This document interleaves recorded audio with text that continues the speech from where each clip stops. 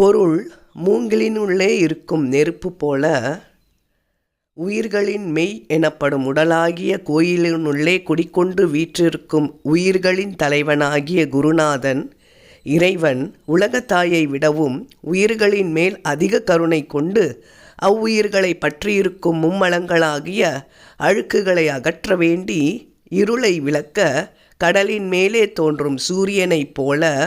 மும்மல இருளை அகற்றும் பேரொளியாக தனது கருணை என்னும் மாபெரும் கடலின் மேலே தோன்றும் சூரியன் இறைவன்.